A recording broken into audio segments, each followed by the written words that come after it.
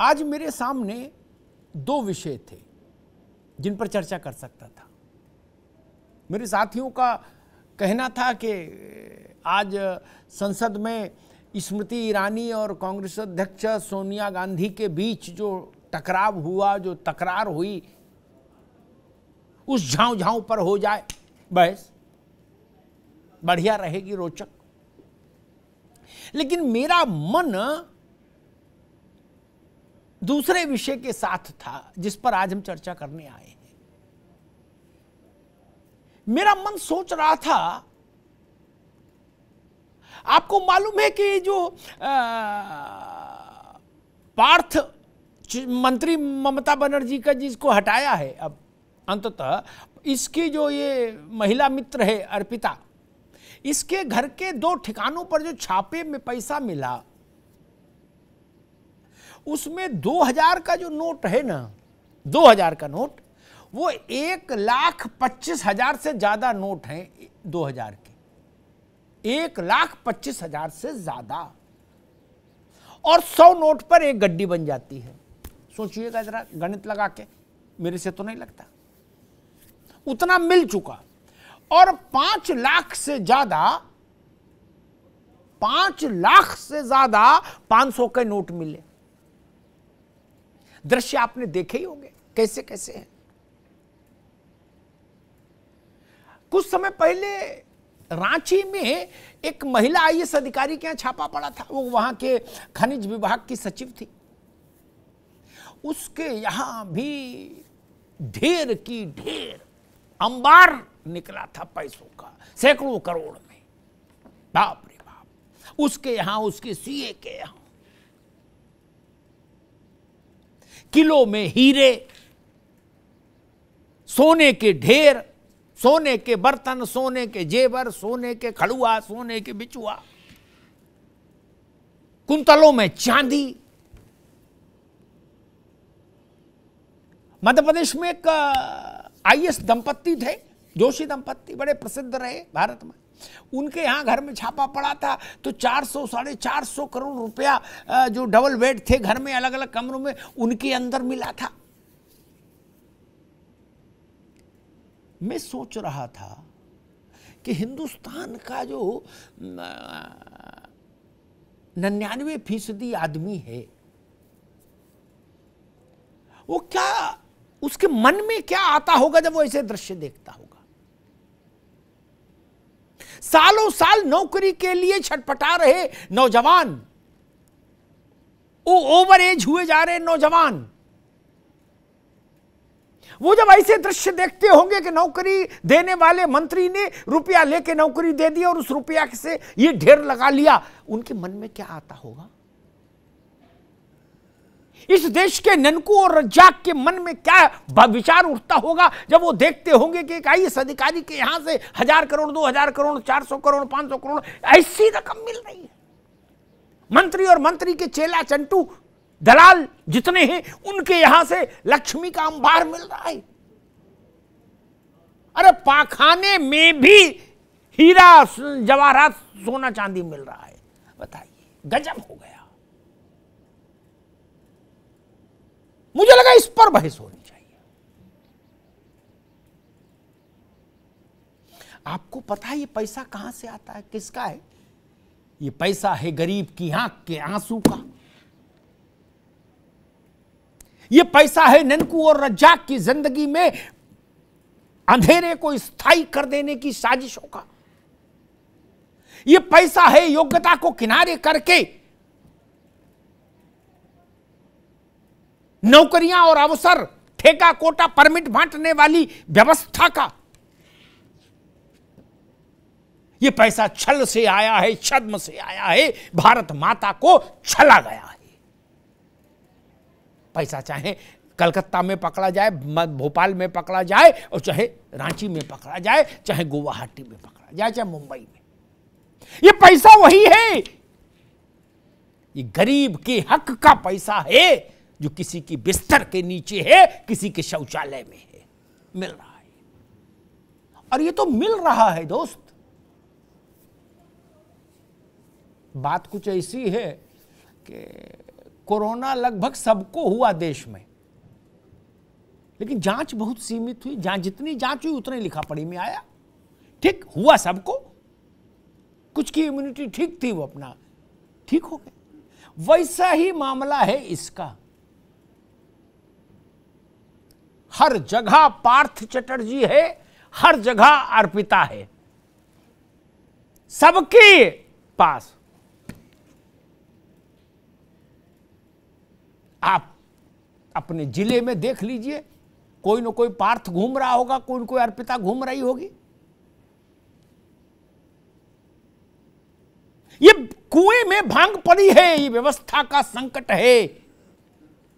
ये गरीब के पैसे को छलने का एक राष्ट्रीय कार्यक्रम है। मुझे लगा इस पर चर्चा करनी चाहिए। ये राष्ट्र की पीड़ा का विषय है। सोनिया जी और स्मृति जी तो आज टकराव हो गया, कल फिर किसी मुद्दे पर और दूसरों का हो जाएगा, उस पर चर्चा करते ही रहते हैं। उससे किसी देश के करोड़ों लोगों का जीवन का सीधा वास्ता नहीं। वो हास्य विनोद के लिए अच्छा विषय है, लेकिन गरीब की आंख के आंसू का उससे कोई वास्ता नहीं कि स्मृति जी ने सोनिया जी को धमकाया या सोनिया जी ने स्मृति जी को धमकाया। इससे गरीब की आंख के आंसू पर क्या फर्क पड़ता है? उसकी आंख के आंसू पर फर्क पड़ेगा इस ढंग की चीज़ों से। जरा एक बार हमारे साथ इस स्टोरी को देख लीजिए, इस पैकेज को देख लीजिए, उसके बाद मेहमानों से आपका परिचय कराएं और फिर इस बहस को शुरू करेंगे जो आपकी आंखें खोल देगी बहस। जरा देखिए पैकेज।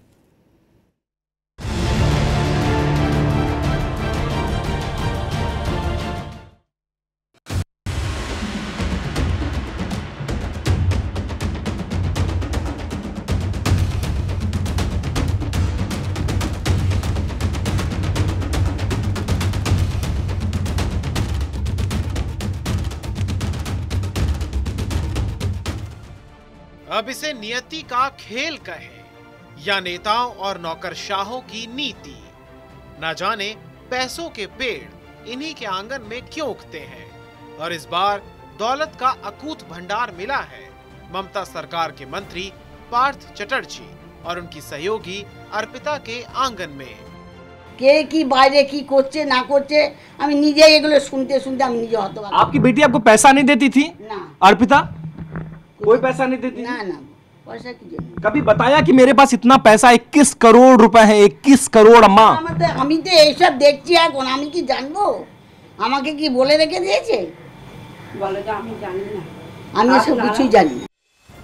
शिक्षक घोटाले से शिकंजे में आए पार्थ चटर्जी ने वैसे तो अपने शपथ पत्र में मात्र 1.5 लाख रुपए कैश होने का दावा किया था, लेकिन अर्पिता के घर से निकले पार्थ के पैसों को गिनने के लिए मशीन की भी सांस फूल गई। कैश गिनने के लिए 3 मशीनें लगानी पड़ी, तब जाकर 10 घंटे में गिनती पूरी हो सकी। अर्पिता मुखर्जी के 2 फ्लैट से अब तक करीब 50 करोड़ की नकदी और करीब 5 किलो सोना बरामद किया जा चुका है। चौंकाने वाली बात यह है कि टॉयलेट तक में छिपा रखा था पैसा। मैं तो उस दिन एकदम घबरा गई नाम देख के। मैं सोच रही थी कि वे वही अर्पिता है, ये भी अर्पिता मुखर्जी, वो भी अर्पिता मुखर्जी। लेकिन ऐसा नारी को, वुमन को, महिला को यूज़ करके पैसा बनाना, ये मंत्री को शोभा नहीं देता है। आज पूरा दुनिया में इसका चर्चा हो रहा है। हम लोग लज्जित हैं। बंगाली होके पश्चिम बंगाल का ये हाल देख के हम लोग का बहुत अफसोस हो रहा है। इस अकूत दौलत के अलावा ईडी को जो और दस्तावेज मिले हैं, उनमें पार्थ के वो तमाम काले चिट्ठे दर्ज हैं जो अभी बाहर आने बाकी हैं। करोड़ों की जमीन का जिन्न भी सबके सामने आ रहा है। अब सवाल उठता है, क्या शिक्षक भर्ती के इस घोटाले में उन नौजवानों के सपनों का सौदा नहीं किया गया होगा जिन्होंने नौकरी की उम्मीद पाली होगी, लेकिन उनकी नौकरी किसी और को बेचकर पार्थ ने पैसों का ये पहाड़ बना लिया। सबसे हैरानी की बात जो है, वो हैरानी की बात ये है कि जहां पर पैसे का अंबार, पहाड़ के पहाड़ नोटों के निकल रहे हैं, वहां पर ममता बनर्जी जी जैसी जो मुख्यमंत्री हैं, वो एकदम चुप बैठी हैं, एकदम शांत हैं, कोई उन्होंने आवाज़ नहीं निकाली। और नारदा शारदा चिटफंड, कोयला, और आज जो है वो आपके सामने है कि यहाँ तक कि टीचर भर्ती जैसी चीज़ों में भी ये घोटाले सामने आ रहे हैं। और शिक्षक भर्ती के बाद जो इनके अमाउंट है वो अमाउंट 50 करोड़ अगर अर्पिता जैसी महिला के पास निकल सकता है तो आप सोचिए कि हम तो यही कहेंगे कि ईडी जो है इसकी अच्छे से जांच करे। ऐसा नहीं है कि केवल बंगाल में ही दिखी हो ये बीमारी। बिहार, झारखंड, गुवाहाटी और भोपाल में भी ऐसा धन और दौलत देखकर कुबेर भी सोच में पड़ चुके होंगे कि आखिर धन का राजा कौन है।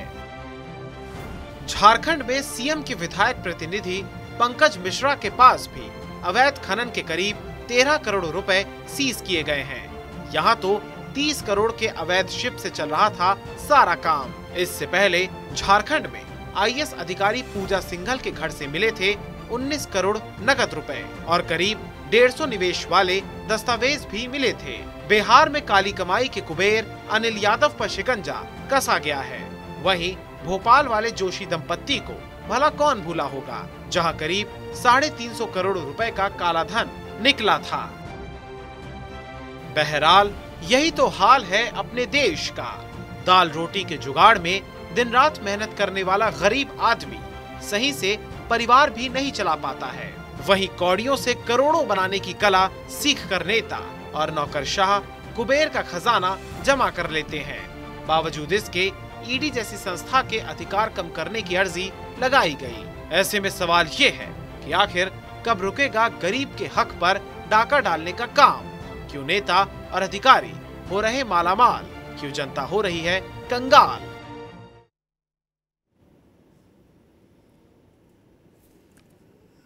इससे एक बात आप और समझ लीजिए, इस तरह के जो कुछ उदाहरण हमने सामने रखे हैं, इनसे एक बात ये भी स्पष्ट हो गई कि इनकम टैक्स रिटर्न और चुनाव में दिए जाने वाले संपत्ति के शपथ पत्र, ये दोनों एक बड़े वर्ग के लिए चुटकुले में तब्दील हो चुके हैं। मेरी बात कड़वी है लेकिन माफ करिएगा, ये चुटकुले से ज्यादा कुछ नहीं। नेता के ठेंगे पर शपथ पत्र और अधिकारी के ठेंगे पे आईटीआर। पूजा सिंघल जिनके घर में मात्र 19 करोड़ रुपया नगद पड़ा मिला था, वो भी इनकम टैक्स रिटर्न भरती होंगी, 1.5 लाख रुपए की छूट लेती होंगी। और ये जो अर्पिता और पार्थ का जो चक्कर है, पार्थ जी इतने ईमानदार, इन्होंने शपथ पत्र दिया था भगवान का नाम लेके कि 1.5 लाख रुपया कुल है इनके पास। यानी ये इस बहस को शुरू करने से पहले मानकर चलिए कि आईटीआर और संपत्ति की घोषणा का शपथ पत्र, इनसे ज्यादा चुटकुले वाली कोई चीज नहीं। ये राष्ट्रीय चुटकुले हैं या यूं कहिए झुंझुने हैं, इनको चाहे जैसे बजाओ चाहे जैसे भर दो। बड़ी विचित्र स्थिति है। मैं बड़ी सरल बहस रखूंगा आज, इसमें बहुत ईडी के धारा उपधाराओं में मुझे नहीं जाना, देश की समस्या कहाँ है मैं सिर्फ उतने तक अपने को रखूंगा। ऋतु सिंह रावत जी, भाई ये बताइए, हिंदुस्तान में एक बहुसंख्यक आबादी 5 किलो अरहर की दाल नहीं खरीद सकती एक बार में, ठीक? 5 किलो सोना मिल चुका है, ठीक है। नोएडा में एक इंजीनियर के यहां छापेमारी हुई थी, ये तो तभी मंत्री वो इंजीनियर था, उसकी कुल तनख्वाह थी 70,000 रुपए मात्र, स्टेट बैंक में आती थी। उसके घर में 2.5 किलो हीरा मिला था। तो मैंने कहा था कि हिंदुस्तान में 95% आदमी 2.5 किलो जीरा नहीं खरीद सकता, उसके 2.5 करोड़ हीरा मिला था, 2.5 किलो।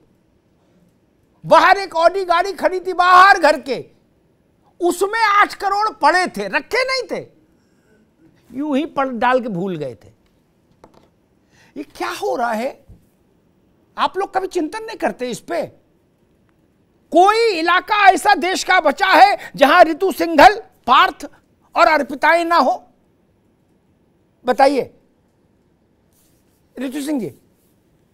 अमिताभ सर जी, मैं आपकी बात से ना बहुत ज्यादा सहमत हूँ कि इस देश की राजनीति में मतलब मैं जिस तरह से आप देख रहे हैं बड़े बड़े नेताओं के पास इतना इतना पैसा निकल रहा है, ये पैसा कहाँ से आता है? ये पैसा किसका है? ये पैसा सिर्फ जनता का पैसा है।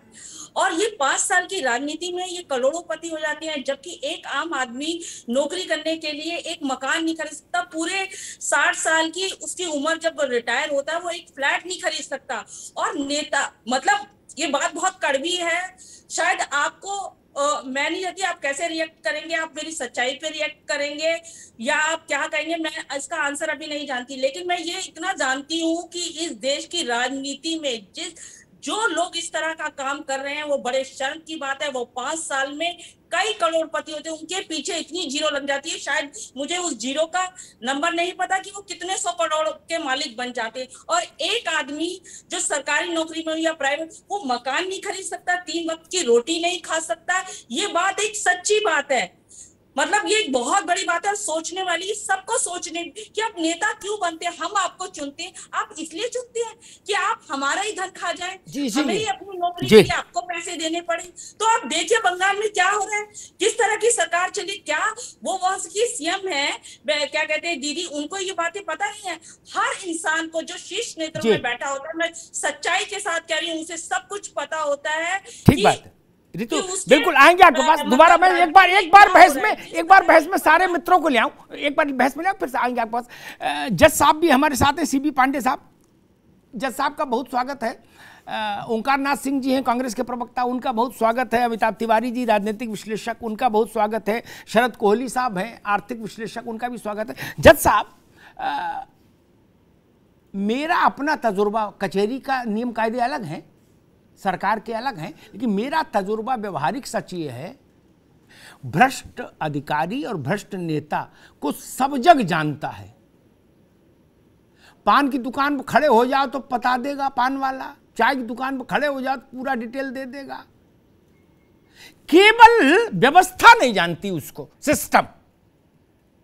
वो कहते हैं ऐसा है, पता ही नहीं लगा। उसके घर के बाहर ही खड़े हो जाइए, आप जो धोबी प्रेस कर रहा हो उसके पास खड़े हो जाइए, पूछिए भाई इनका क्या हाल चाल है। अरे वो कहेगा भाई साहब पूछो नहीं, और सब डिटेल दे देगा जज साहब। लेकिन व्यवस्था नहीं जानती, उसको बताइए तो वो कहती है ऐसा हो रहा है, ओके लेट मी चेक। ये बड़ा विचित्र स्थिति नहीं है जज साहब?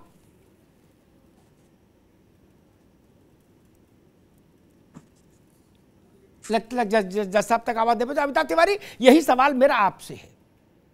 सब जानते हैं, किसी विकास प्राधिकरण के गेट पर जाके जो पान बेचता है उसके पास खड़े हो जाइए, सारी डिटेलिंग दे देगा, पूरा जन्मपत्री बता देगा, जितने बाबू चपरासी अधिकारी अंदर काम कर रहे हैं उनकी।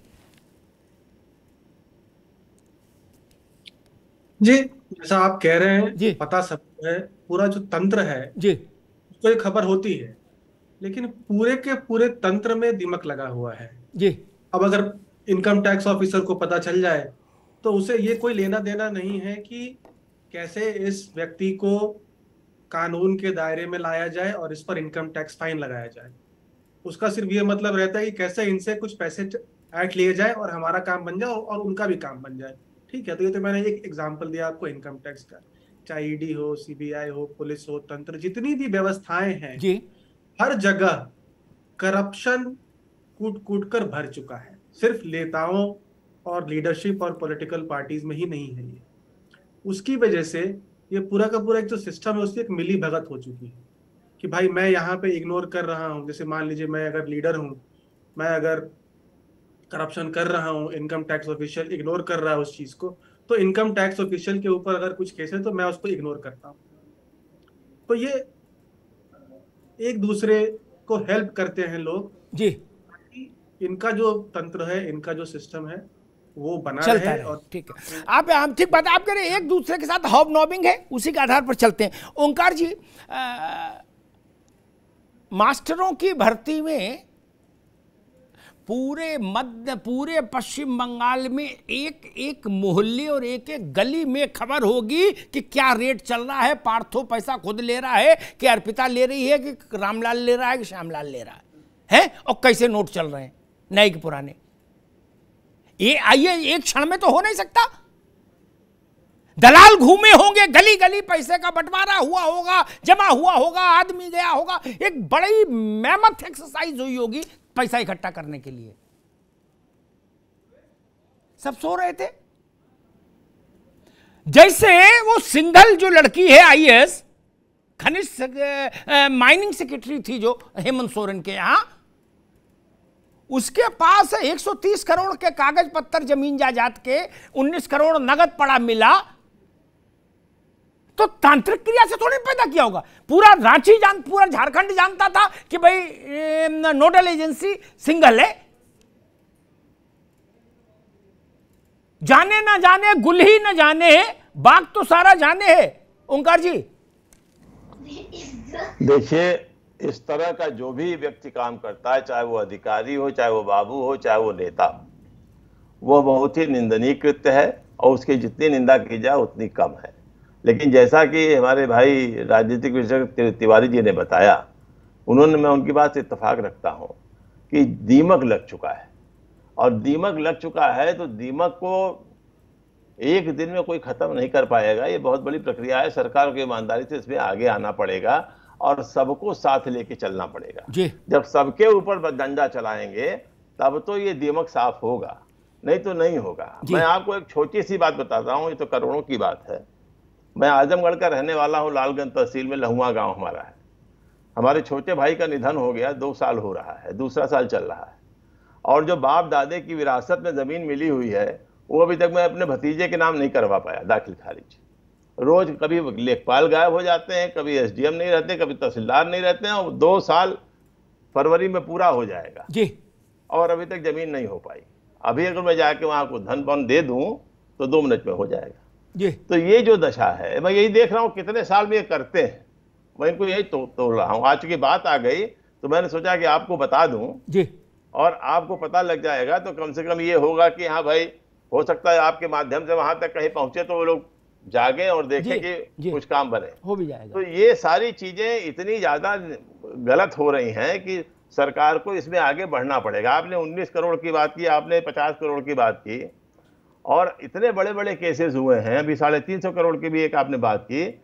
और आप देखिए, जब नोटबंदी थी उस समय अहमदाबाद के कोऑपरेटिव बैंक में 750 करोड़ 5 दिन में जमा हो गए, कोई पूछने वाला नहीं कैसे जमा हो गए। 3 दिन 4 दिन में आपने अथक बताया खुद ही अपने इसमें समाचार में कि इतनी मेहनत की तब जाके नोट गिन पाए 50 करोड़, और 750 करोड़ 5 दिन में गिन लिया गया। 1,60,000 खातों में जमा हो गया 5 दिन के अंदर। आप सोचिए ये संभव है?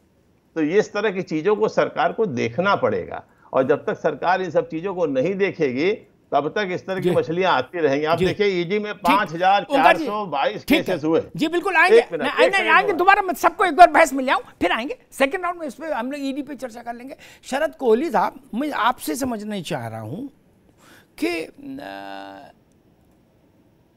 इतनी बड़ी राशि, लक्ष्मी का स्वभाव मैं जानता हूं, लक्ष्मी बिना शोर के नहीं चलती। क्या सबको पता होता है कि भैया का रहन सहन बदल रहा है, क्या तुम आ रहा है माल, ठीक है ना, और सबको सबके वैलिड रिसोर्सेज पता है। एक एसडीएम है मान लीजिए, तो हमको उसकी तनख्वाह पता है कि 1,26,646 रुपया बैंक में आता है। क्या तो 1,26,646 रुपया के वाले कपड़े पहनेगा, वैसी घड़ी बांधेगा, वैसे स्कूल में बच्चों को पढ़ाएगा? अगर वो इससे इतर कर रहा है, इसका मतलब गरीब का पेट काट रहा है कोहली जी। फिर भी वो सब जगह घूम रहा है, कभी कोई उससे ऊपर वाला पूछता नहीं कि भाई तुम्हारी ये घड़ी कहां से आई, तुम्हारी यह कोट कहां से आया, तुम्हारी ये जो गाड़ी है कहां से आई, इतनी तो तनख्वाह बाबू मिलती नहीं। कोहली साहब। जी अमिताभ, आपकी बात का मैं सीधा सीधा उत्तर देता हूं। पहली बात तो देखिए, चोर जब भी चोरी करता है कहीं पर तो कोई ना कोई एक सुराग छोड़ देता है। और आजकल जो भ्रष्टाचार हो रहा है, अगर आपकी बात का मैं सटीक जवाब दूं, उसमें जो आपने कहा कि घड़ी जो पहनता है उस पर सवाल नहीं उठाता, उसका रहन सहन, उसकी गाड़ी, तो आजकल जो शातिर दिमाग है वो इस बात का ध्यान रखते हैं कि उस समय ऐसी कोई चिन्ह ना दिखे जिससे कि इर्द गिर्द ये पता लग पाए। पर जैसा कि मैंने कहा कि चोर जब चोरी करता है कोई ना कोई सुराग कहीं ना कहीं छोड़ जाता है। अब मैं आपको इसका एक आर्थिक परिप्रेक्ष्य समझाता हूं। देखिए, एक तो ये कैश मिला है जो आप 2-2 हजार की गड्डियां आप गिनवा रहे थे, 500 की गड्डियों के नोट आप गिनवा रहे थे, एक तो ये परिप्रेक्ष्य है। इसका आगे क्या होने वाला था? अगर मान लीजिए ये ना पकड़ा जाता, मैं एक आपको अलग परिप्रेक्ष्य में ले जाता हूं, मान लीजिए ना पकड़ा जाता, इसमें से टैक्स की चोरी होती, इस पैसे का क्या किया जाता? आप मुझे बताइए। आज की डेट में आप 2 लाख रुपए से ऊपर कैश में कुछ नहीं खरीद सकते हैं। अगर आप खरीद सकते हैं तो ये खरीद सकते हैं कि आप कहीं पर जमीन खरीदेंगे, उसमें जो 2 नंबर का पैसा जाता है ये वहां खप जाता, या जो गोल्ड, कुछ लोग गोल्ड के व्यापारी हैं जो कैश पे गोल्ड बेच देते हैं, जिसको 2 नंबर का गोल्ड कहते हैं, ऐसा सुनने में आता है, या ये वहां खप जाता। तीसरी जगह एक और ये खप सकता था कि यह हवाला के जरिए ये किसी विदेश के अकाउंट में टैक्स हेवन में चला जाता, तो देखिए वहां टैक्स की चोरी होती। ये इसका परिप्रेक्ष्य दूसरा था। दूसरा, में एक बात जो मुझे आप इजाजत दें मैं यहां पर जोड़ना चाहूंगा। मैं महिलाओं का, अमिताभ जी, बहुत सम्मान करता हूं। बहुत सारी विमेन एम्पावरमेंट ऑर्गेनाइजेशन से मैं जुड़ा हुआ हूं और महिलाओं के सशक्तिकरण के बारे में मैं बोलता हूं। ठीक है। पर मुझे यह अफसोस होता है कि नेता लोग या जो भी आदमी पीछे है वो महिलाओं का प्रयोग कर रहे हैं एक मोहरा बना के। ठीक है, ठीक है, कोई लालच, ठीक है शरद कोहली, ठीक है, मेरे साथ है, ठीक है, मेरी इस बात से सहमत ठीक है, मैं जज साहब के पास चलूंगा। देखो, जो शरद कह रहे हैं ना, इसमें जेंडर का कोई लेना देना नहीं। लक्ष्मी जेंडर निरपेक्ष है, उससे कोई लेना देना नहीं। सारे लोग खेल में एक ही से खेल रहे हैं, वो कोई इशू यहाँ नहीं, इसलिए वो इमोशनल कार्ड यहाँ ठीक नहीं चलेगा। जज साहब के पास मैं चलता हूँ। जज साहब, मैं उसी बुनियादी बात पर हूँ। मेरी बात शायद शरद कोहली समझ नहीं पाई। जैसे मैं कहूँ, मैं तो बड़ा ब्लंट आदमी हूँ, स्पेसिफिक बात करता हूँ ठोस प्रमाण के साथ। नोएडा में जो इंजीनियर था जिसके यहाँ छापा पड़ा है, जिसके लिए हमारे प्रदेश की एक उस समय की सरकार सुप्रीम कोर्ट तक गई, सुन लीजिएगा, उनके घर में बच्चे का जन्मदिन होता था है, उसमें 2.5 लाख रुपए के तो तोते पले थे उनके घर में, वो भी दिखते थे, छुपा थोड़ी दिए जाते थे। उनकी घड़ियां दिखती थी 50-50 लाख की, 30-30 लाख की। 5 तारा होटल की कैटरिंग दिखती थी और राजमहल सा घर अरे रुक जाओ भाई सर जी, राजमहल सा घर दिखता था और सारे नेता, अरे रुको भाई, एक बार रुको, अरे रुको भाई, नो, अभी रोकिए इनकी आवाज। और जज साहब, सारे नेता आते थे पश्चिमी उत्तर प्रदेश के बड़े, और सारे ब्यूरोक्रेट आते थे बड़े। तब और क्या चाहिए? फिर कम दरख्वास्त कहां ले जाए ननकू और रज्जाक? जज साहब, बिल्कुल ये बात आपने ठीक उठाई। हाँ, कि 1-2 बातें मैं कहना चाहूँ जी। एक तो ये जो भ्रष्टाचार शुरू होता है, तो ऐसा नहीं है कि कोई भ्रष्टाचार कर रहा है तो आसपास या शासन या तंत्र में लोगों को पता नहीं रहता। शुरुआती जब भी भ्रष्टाचार शुरू होता है तो ये जान लीजिए कि भ्रष्टाचार पलता ही है, वो पुष्पित ही होता है। जब तक इस पैसे की शेयरिंग नहीं होगी तो वो भ्रष्टाचार 1 दिन 2 दिन में नहीं टिक पाएगा। तो वो शेयरिंग से शुरू होता है, 4 लोग 6 लोग जितने लोग भी हो, 10 लोग हो, और उसके देख टॉप तक चले जाते। जैसे जैसे पैसा बढ़ता जाता है वैसे हिस्सेदार जो बड़े लोग हैं, बड़े खिलाड़ी उसमें आते जाते हैं, तो सबको मालूम होता है। अब किसी एक पॉइंट पे वो जाके ये बात खुलता है, चाहे तो भ्रष्टाचार करने वालों में आपस में मतभेद हो, या किसी का पॉलिटिकल वेंडेटा लेना हो, या किसी को फंसाना हो किसी कारणों से, तभी ये खुलता है। अन्यथा इस तरह के भ्रष्टाचार जो सभी शामिल है तो वो खुलता नहीं। जो जैसा आपने कहा कि सारे मिले हैं तो किससे आप शिकायत करेंगे? और ये क्या पता नहीं लगता है कि वो मामूली से एक्ट्रेस जो छोटी मोटी लाख 10-20-50 लाख की एक्ट्रेस होगी, वो स्टाइल बदल गई होगी ना, करोड़ों में जब संपत्ति उसकी आई होगी तो क्या लोगों को पता नहीं होगा कि ये एक्ट्रेस की स्टेटस कैसे इतना बढ़ गया? जैसा कि आप कह रहे हैं कि पार्टियां होने लगी होंगी, बड़े बड़े होटल में जाने लगे होंगे लोग, बड़े बड़े लोगों से, अरे बातचीत की स्टाइल बदल जाती है, गाड़ियों के जिस गाड़ियों चलते हैं लोग वो बदल जाता है। तो ऐसा नहीं, सबको पता रहता है।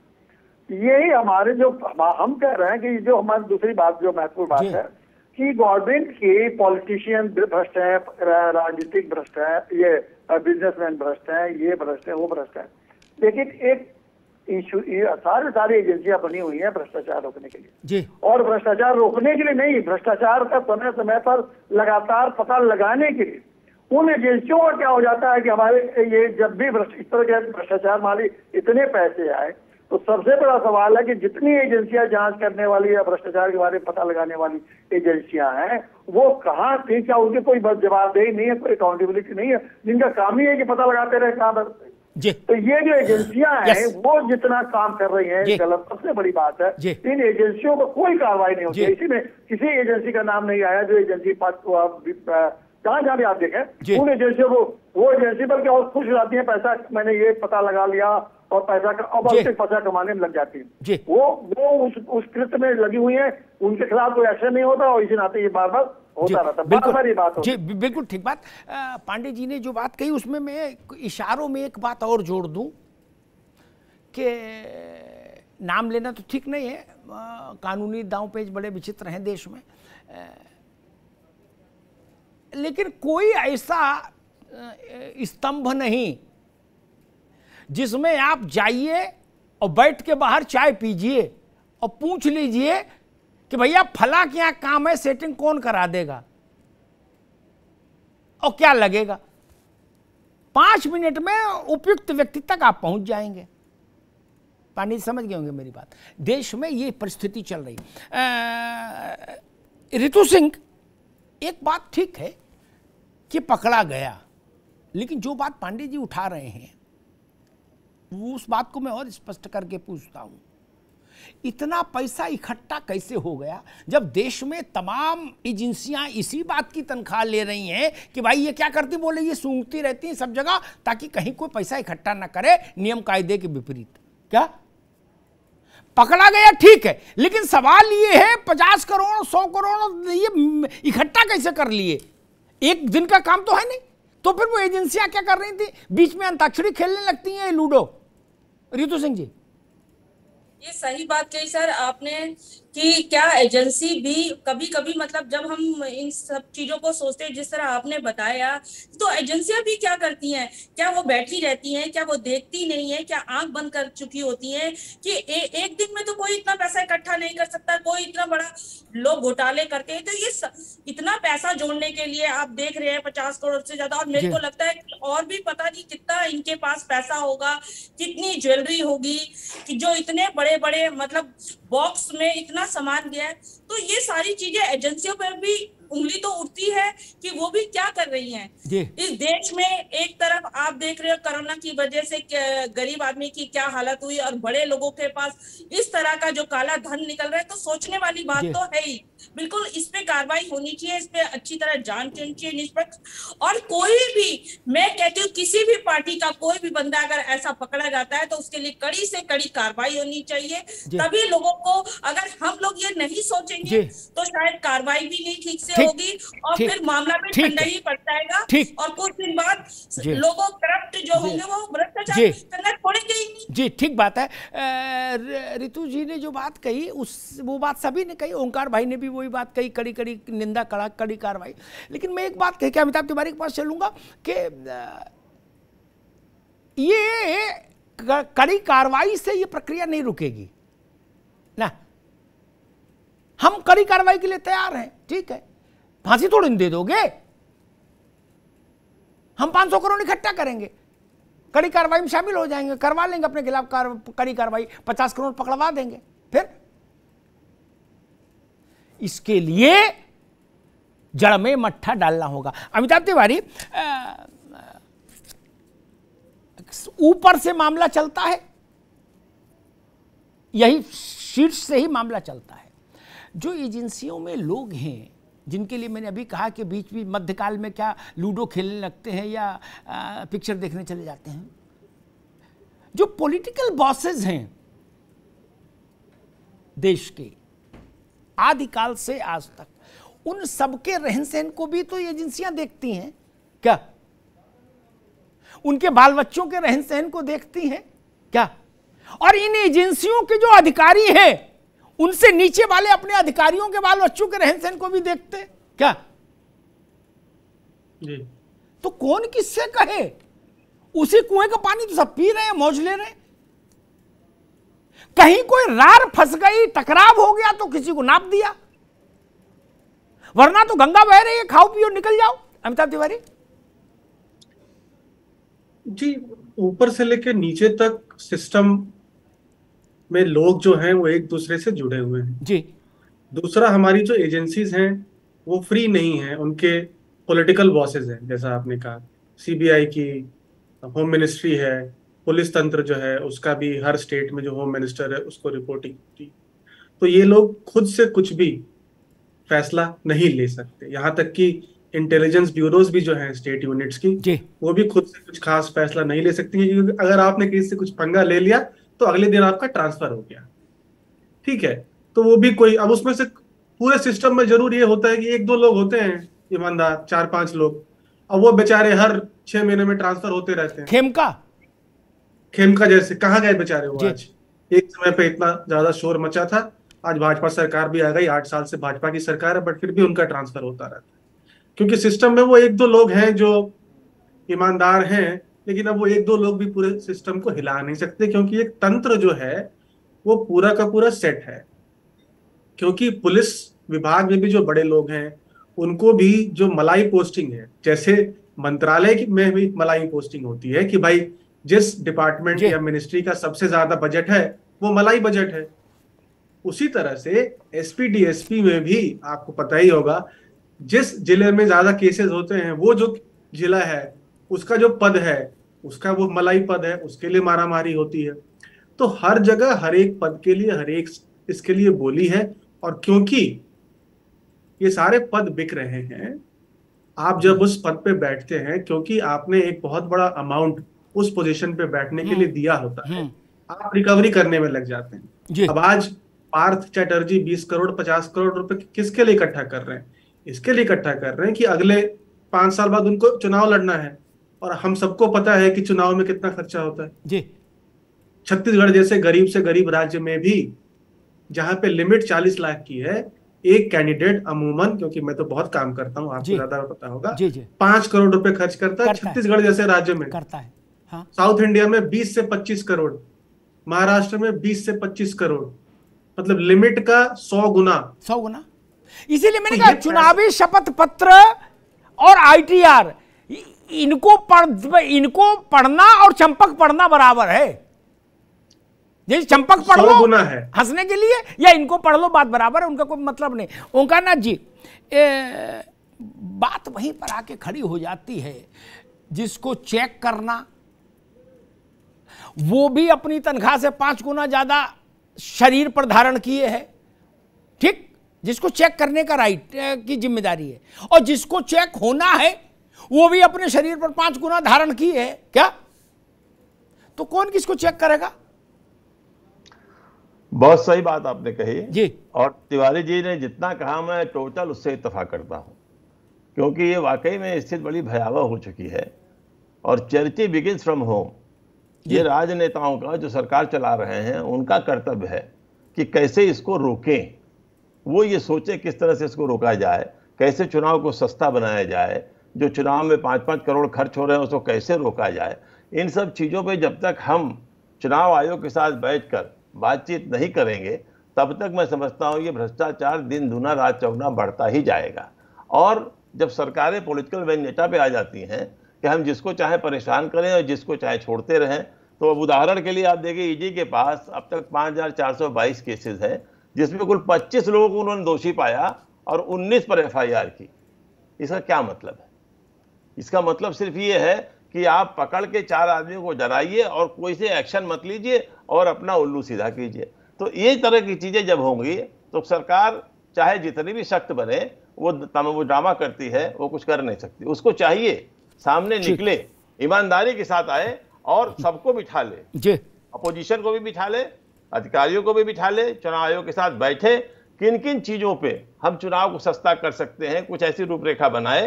और जब चुनाव सस्ता हो जाएगा भाई साहब, तो मैं आपसे सर कहता हूं कि इन सारी चीजों पे लगाम कस जाए। ठीक ओंकार जी, मैं शरद कोहली के पास चलूंगा, लेकिन ओंकारनाथ सिंह ने जो बात कही उस पर एक टिप्पणी जरूर करूंगा।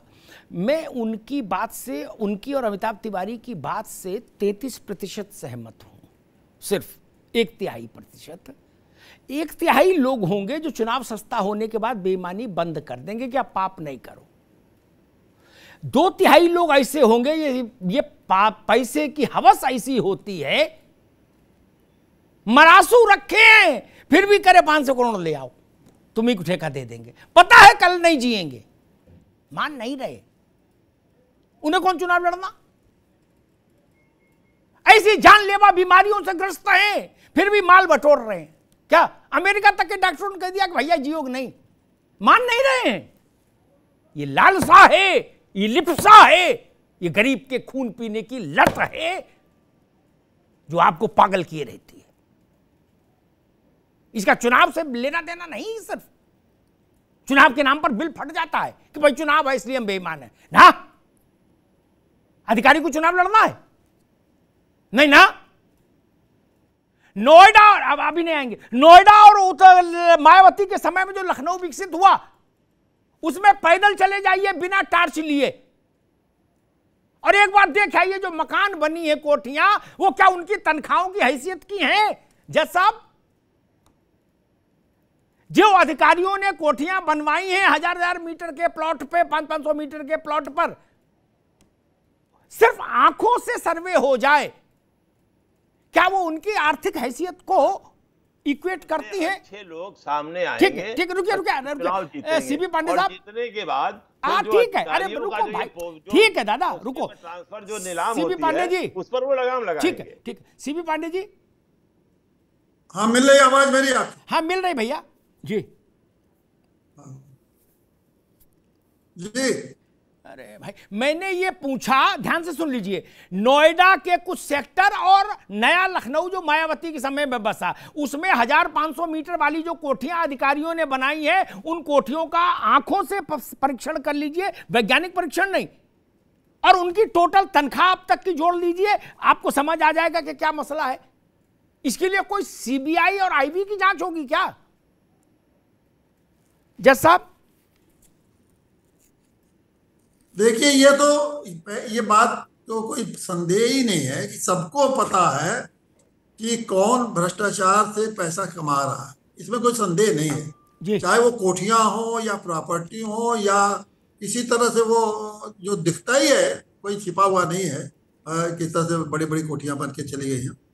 ये सवाल ये है कि इसीलिए बार बार सुप्रीम कोर्ट ने भी कहा, जो एक सवाल ये उठाया गया है कि ये पॉलिटिशियन तो मानेंगे नहीं, पॉलिटिशियन तो आउट ऑफ समझ करेक्शन है, उनको तो आप करेक्ट नहीं करते। अब सवाल ये है कि जो गवर्नेंस के में जो ब्यूरोक्रेट में पुलिस है, वो उनको ही आप कंट्रोल कर सकते हैं। उनको कंट्रोल करने के लिए पूरा एक सिस्टम बना हुआ है, और वो सिस्टम जब बना हुआ है, तो जैसे मायावती उत्तर प्रदेश में थी, तो वो किसी भी फाइल पर दस्तखत नहीं करती, तो बाकी जो लोग भ्रष्टाचार करें वो उससे मुक्त थी। जैसे दिल्ली में हो रहा है, केजरीवाल साहब उसमें किसी में मंत्री है नहीं, कहीं वो किसी फाइल पर दस्तखत करेंगे। अब ये बताइए, पॉलिटिशियन ने एक नया तरीका निकाल दिया कि हम तो कोई विभाग नहीं रहेंगे, दस्तखत नहीं करेंगे, लेकिन कंट्रोल हमारा ही सब पर रहेगा, बिना उनके पत्ता भी नहीं लेगा। तो ये जो तरीके हैं जो नई नहीं हो रही, तो इसलिए पॉलिटिशियन से उम्मीद करना कि वो इस सिस्टम में कुछ भी सुधार लाएंगे, ये असंभव है। अब तरीका क्या है? बार बार सुप्रीम कोर्ट कहता है कि ये जो हमारी एजेंसियां हैं, जांच एजेंसी अलग बात, जो प्रिवेंटिव एजेंसियां, देखिए डिस्टिंक्शन करिए, एक तो जांच एजेंसी है जो कि आप अपराध हो जाएगा पकड़ लेंगे, वो अपना जांच करें, प्रिवेंटिव। लेकिन जांच के पहले भ्रष्टाचार हो रहा है कि नहीं हो रहा है, इसके लिए तमाम एनडीए, करप्शन ब्यूरो, ये वो तमाम एजेंसी बने। उन एजेंसियों को तो आप उनके कंट्रोल से बाहर करिए, पॉलिटिशियन के कंट्रोल के बाहर, और पॉलिटिशियन के कंट्रोल के बाहर जैसे आप करेंगे तो वो बताने लगे जी। आप लोकायुक्त की बहुत चर्चा हो रही थी, अब लोकायुक्त के अंदर आपने क्यों नहीं जांच एजेंसी कर देते? कम से कम लोकायुक्त अगर हो जाएगा तो कम से कम वो जांच एजेंसियां जो पता लगाने वाला काम करती हैं कि कौन भ्रष्टाचार कर रहा है, वो सीधे अकाउंटेबल होगा लोकायुक्त के पास, उनको रिपोर्ट करेगा, और लोकायुक्त के पास पावर है, अगर वो जांच एजेंसियां कहती है कि ये भ्रष्टाचार कर रहा है, तो एक प्रॉपर इन्वेस्टिगेशन टीम बना देंगे कि आप जाकर उनके मामले को जांच। वो तो केवल एक खबरी रहेंगे, खबर करके देते हैं। जी और ठीक जी, जैसा आपने बड़ी अच्छी बात कही शरद कोहली। मेरा सवाल ये कि जब सबको पता है, आंखों से दिख रहा है, दूरबीन नहीं लगानी, कमेटी नहीं बनानी है, सबको पता है कि भाई ये फलाने प्राधिकरण में नक्शा पास करने वाले अधिकारी है, इसकी तनख्वाह होगी 70,000 रुपया, 80,000 रुपया कुल, क्या इसके बच्चे भी देश विदेश में महंगे स्कूलों में पढ़ रहे हैं, 5-7 गाड़ियां भी हैं, बंगला भी बड़ा है, 4-6 सफारी, काले सफारी पहने, वॉकी टॉकी लिए, बाउंसर भी साथ रखता है। तब इसके लिए अमेरिका से विद्वान लोग आएंगे जांच करने, हिंदुस्तान में आंखों से दिखता नहीं। देखिए अमिताभ, दिखता सब है। हाँ। इस पूरे, क्योंकि पूरा का पूरा तंत्र ही भ्रष्ट है, तो बीच में जब कोई, इसको हम अंग्रेजी में ब्लैक मोल कहते हैं, जब कोई बीच में डिससेटिस्फाइड होता है, असंतुष्ट होता है, वो शिकायत कर देता है, और जैसे ही शिकायत होती है बस उसके दिन वहीं पर समाप्त हो जाते हैं, वो पूरी प्रक्रिया वहीं समाप्त हो जाती है। और एक बात जो मैं बहुत जरूरी करना चाहूंगा कि जब ऐसे अधिकारी सरकारी नौकरी ज्वाइन करते हैं, जिस समय वो ज्वाइन करते हैं, या नेता लोग पॉलिटिक्स को अपना कैरियर चूज करते हैं, तो ऐसा देखा गया है और ऐसा मानसिकता में आ जाए तो आपको पता लगेगा कि वो इसको बिजनेस की तरह से शुरू करते हैं, वो नौकरी की तरह नहीं लेते। वो एक बिजनेसमैन को ताने देते हैं, अरे तुम क्या कमाओगे जो हम इसमें कमा के ले आएंगे, पर ये भूल जाते हैं कि वो अपना ईमान बेच के कमा रहे हैं, वो कोई सामान बेच के नहीं कमा रहे हैं। 2 लाइन मुझे याद आ रही है, आप इजाजत दे तो मैं पढ़ देता हूँ।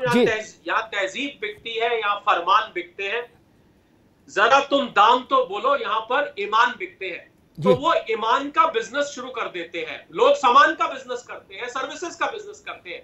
मुझे लगता है जिस समय ये अधिकारी नौकरी लेते हैं, जिस समय वो नौकरी के लिए अप्लाई करते हैं, जो इस मंशा से नौकरी को अप्लाई करते हैं, उनके लिए बड़ी शर्म की बात है कि वो ईमान बेचने का बिजनेस शुरू करने जा रहे हैं। इस नौकरी को वो ऐसा समझते हैं, यहीं से सारी गड़बड़ शुरू हो जाती है अमिताभ जी, यहीं से सारी गड़बड़। बिल्कुल ठीक बात कोहली साहब। मैं रितु सिंह के पास चलूं, मेरे पास तो बहुत सरल उपाय होते हैं। लंबे उपाय का मतलब धूर्तता, लंबे उपाय बताने का मतलब कि जन जागरण करो, सबकी सहमति बनाओ, समझ लो कुछ नहीं करो, इसका अर्थ होता है कुछ नहीं करो। मैं एक छोटा सा उपाय और बताता हूं रितु सिंह, वही सवाल है। यह तय हो जाए कि शादी में जहां भी जाएंगे खाना भी खाएंगे, नेक भी देंगे, लेकिन आंख कान नाक खुली रखेंगे, क्या? और जिसने बुलाया है उसकी हैसियत हमको पता ही है, हमारा परिचित है, तभी तो बुलाया, ठीक। और शादी में अगर हमको पता लग रहा है कि भाई बिल 60 लाख से कम का नहीं है यहां का, एक बार हमने भी कोटेशन लिया था, क्या?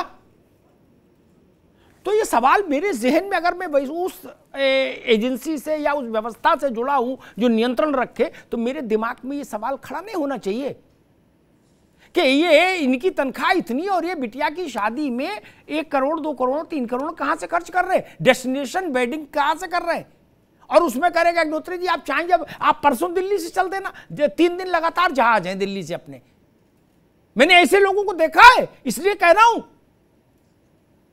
बोले 3 दिन जहाज खड़े रहेंगे, वो अपने ही है, उनमें कोई दूसरा आदमी नहीं चढ़ेगा।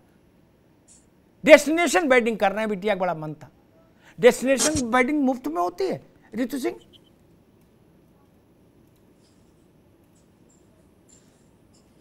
रितु सिंह आप तक आवाज जा रही है? हाँ जी सर। हाँ। सर यही तो जो जांच एजेंसी होती है, क्या उन लोगों को, इन लोगों का पता नहीं चलता कि ये बड़े बड़े, अरे आप ना समझी करें, पता नहीं वो खुद ऐसी वेडिंग अटेंड करती हैं। नो, ये मसला नहीं है पता नहीं होना, मेरा आरोप बड़ा है, वो भी ऐसी वेडिंग अटेंड करते हैं। हेलो, वो भी ऐसी वेडिंग अटेंड करते हैं जिनके ऊपर हमने जिम्मेदारी जांच की डाली है। तो सर ये जांच एजेंसियों को होना चाहिए ना, जब इतने क्या आरटीआई भरी जाती है हर साल, क्या लोगों को पता नहीं चलता कि जो जॉब कर रहे हैं वो कितने की भर रहे हैं, उनके पास इतनी संपत्ति कहाँ से आ रही है? ये तो एक सोचने वाली आम आदमी जब सोच सकता है, तो ये एजेंसियां नहीं सोच रही है कि करप्शन इसीलिए तो बढ़ रहा है क्योंकि जांच एजेंसी पे सवाल उठेगा और उठेगा, क्योंकि वो निष्पक्षता से कार्य कर ही नहीं रही है। मुझे तो ऐसे ही लग रहा है, तभी जो बड़े लोग हैं उनकी संपत्ति बढ़ती जाती है और जो छोटे लोग हैं वो गरीब से गरीब होते जाते हैं।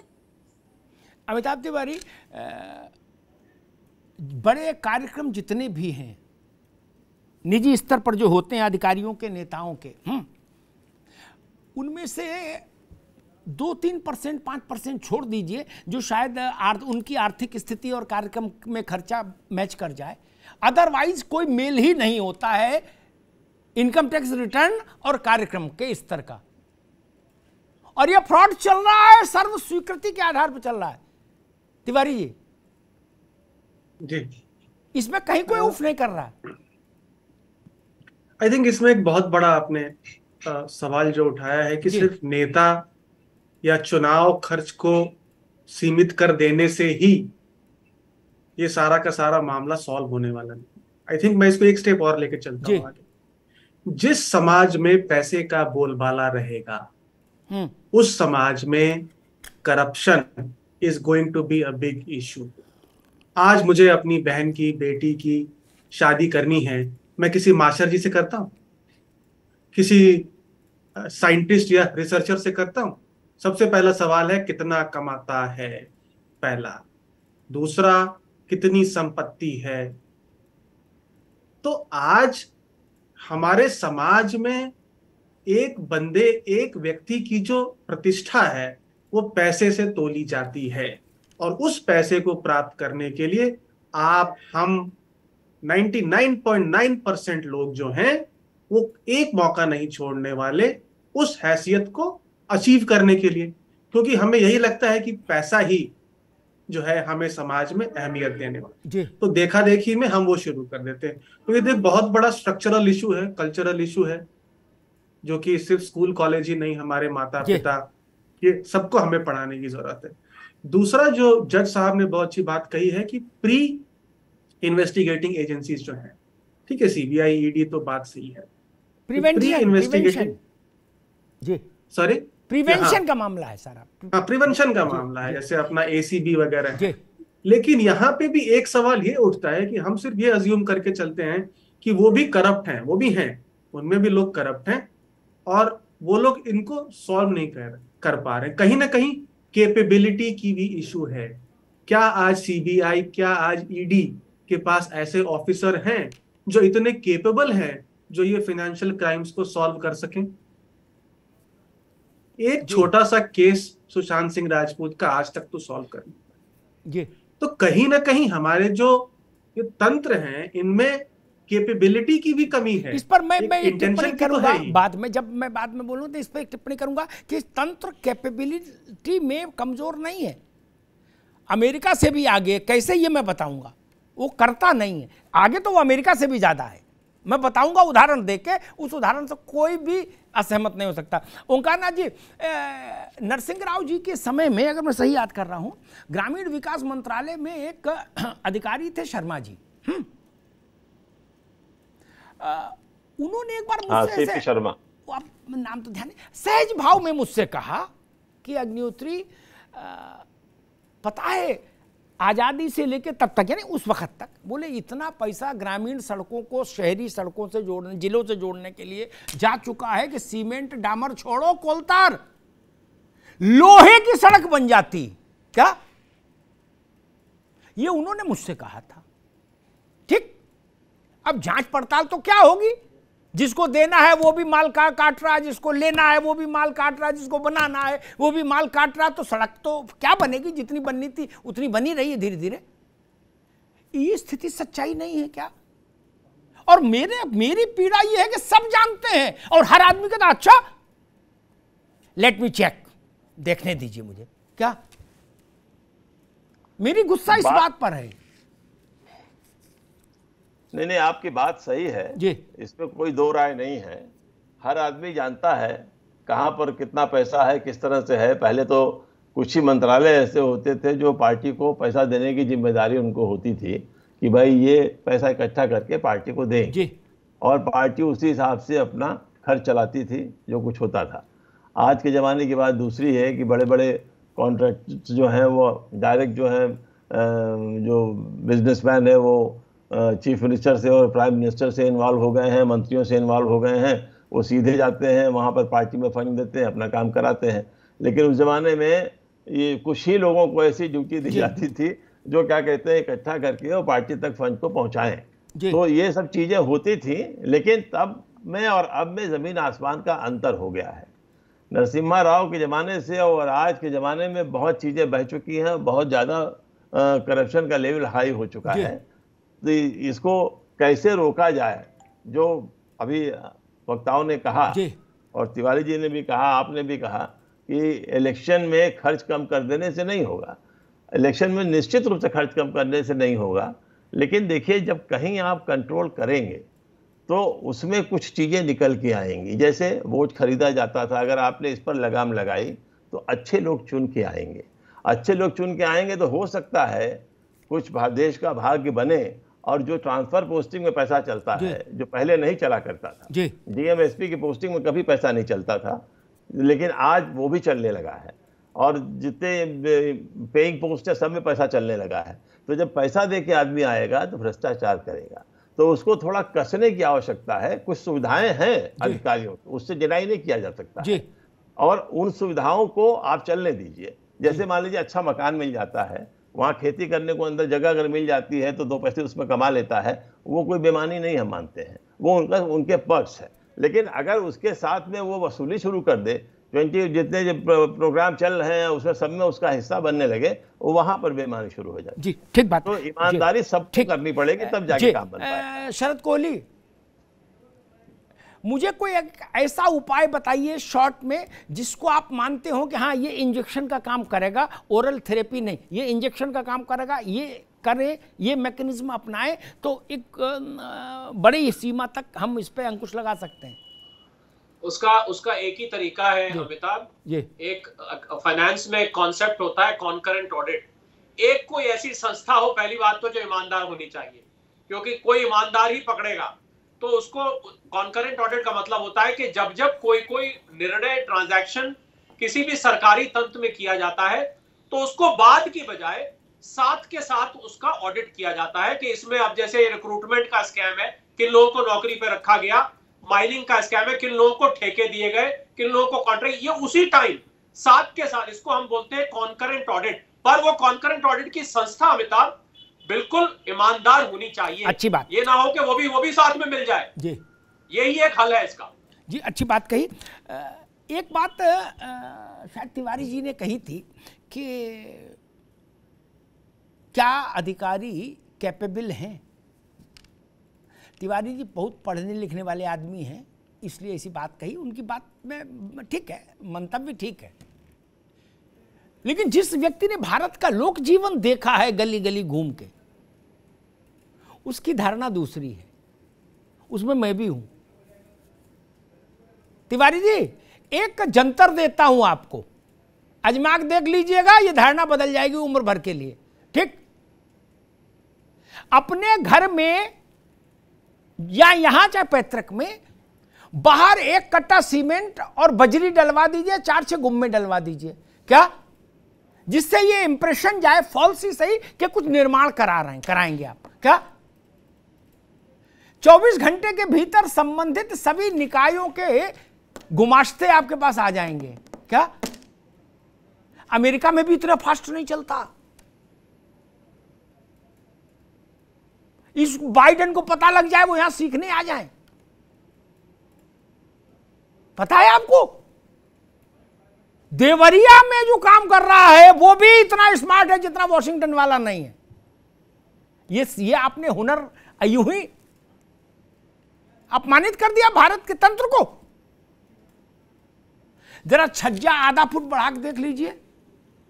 अगर सारे नियम कानूनों के साथ और हाई कोर्ट और सुप्रीम कोर्ट के जजमेंट के साथ जूनियर इंजीनियर पान खाता हुआ, हाथ में चूना लगा के मोटरसाइकिल पे आके आपके घर के बाहर हॉर्न नहीं दे, तो कहना क्या 2 हस्ताक्षरी के कार्यालय में उपस्थित हो।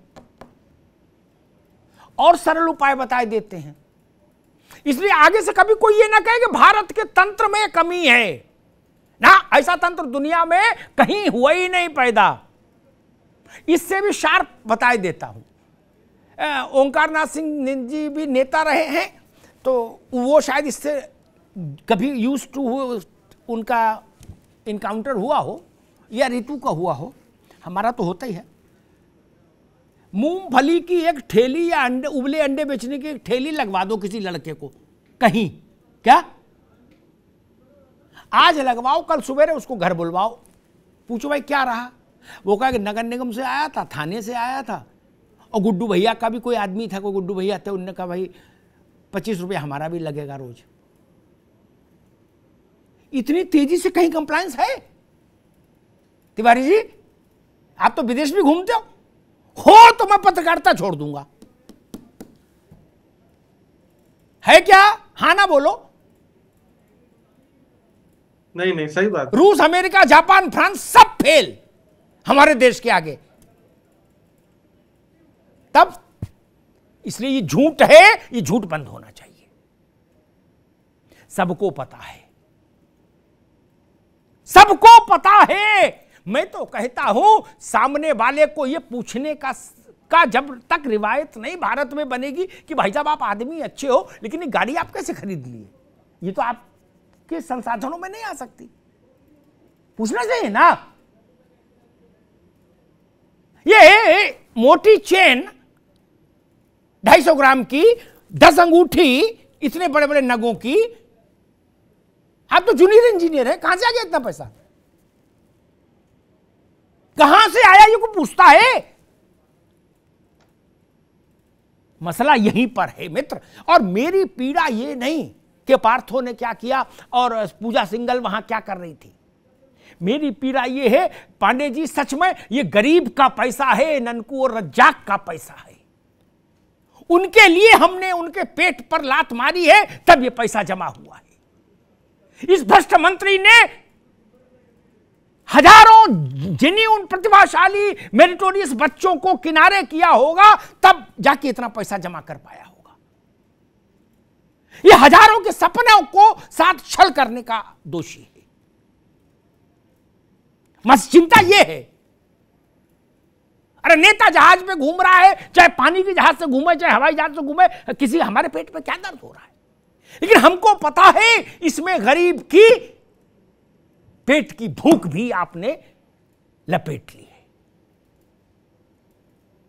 नहीं तो वो पैसा गरीब के काम आता, कहीं पुल बनता, कहीं पुलिया बनती, कहीं कि बच्चों के स्कूल में काम आता, कहीं मिड डे मील बेहतर हो सकता था, कहीं सरकारी अस्पताल बेहतर हो सकते थे देश में। अरे जहां शमशान बने वो गिर पड़े, वहां जांच की जरूरत बची। ये हिंदुस्तान धर्मप्राण देश था, शमशान में तो आदमी ऐसा नहीं करता था ना।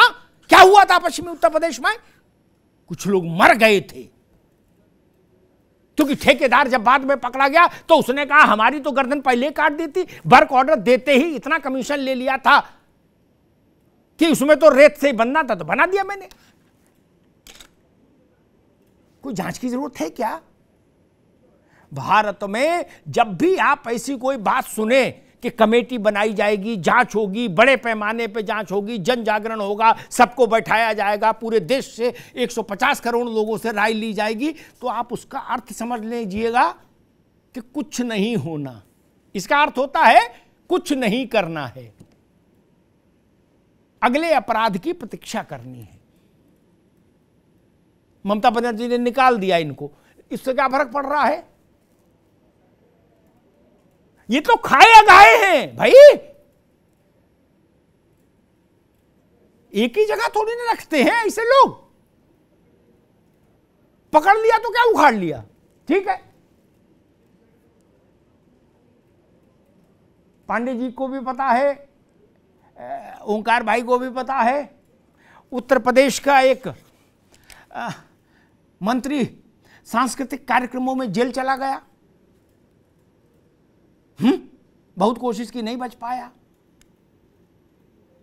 फिर गवाह को, अरे जो आरोप लगाने वाली महिला थी उसको खरीदने का हुआ, कोई बोला 10 करोड़, कोई बोला 20 करोड़, कोई बोला 50 करोड़, ये सब होता रहा। वो वहां जेल के अस्पताल में पांडे जी आप लोगों की कृपा से मौसम्मी का जूस पीता रहा। क्या? कभी कभी अंजीर का जूस और कभी कभी मौसम्मी का जूस, ठीक। की पत्नी ने भाजपा सुन लीजिए, और उसकी पत्नी जीत हो गई एमएलए। अब कर लो बात। मैं तो कभी कभी ही पांडे जी आप लोगों को भी प्रणाम करता हूं करबद्ध। क्या दुनिया को पता ये कौन है? बिल्कुल ठीक, उसके कार्यक्रम बताते हैं वो बिल्कुल ठीक था, शारीरिक तौर पर जरूरत से ज्यादा फिट था। यही तो समस्या थी उस मंत्री की। जैसे ही जेल गया आप लोगों ने ऑर्डर कर दिया, बोले इनको बहुत गंभीर बीमारी है, अस्पताल में रहेंगे और वहां दिन में 3 टाइम अंजीर का जूस पिएंगे। यही तो समस्या है। सख्ती वाली सेल में रखते तो अकल ठिकाने आती। वहां एसी भी लगा है, कूलर भी लगा है, नर्सें भी सेवा कर रही हैं, उनको क्या फर्क पड़ रहा है? टेलीफोन भी है। ये समस्या है। ये भारत में पैसे की कमी नहीं, कोहली साहब, पैसा बहुत है, वो गरीब तक पहुंच नहीं पाता। सिर्फ समस्या इस बात की है, इसलिए कहीं नमक रोटी खा के आदमी को जिंदा रहना पड़ रहा है इस देश में। पैसे का वितरण ठीक नहीं, संसाधनों का वितरण ठीक नहीं, इसलिए ये समस्या है। ये ऐसी नहीं है कि भाई आर्थिक समानता, बेसिक बुनियादी सुविधाएं सबको मिल सकती हैं। अब देश उतना समृद्ध है, लेकिन तब तक ये संभव नहीं होगा जब एक किसी के टॉयलेट में 5 किलो सोना मिलेगा, किसी जूनियर इंजीनियर के छापे में 2.5 किलो हीरा मिलेगा, तो गरीब के घर में बल्ब नहीं जलेगा, प्रकाश नहीं आएगा। ये जान लीजिए। धन्यवाद।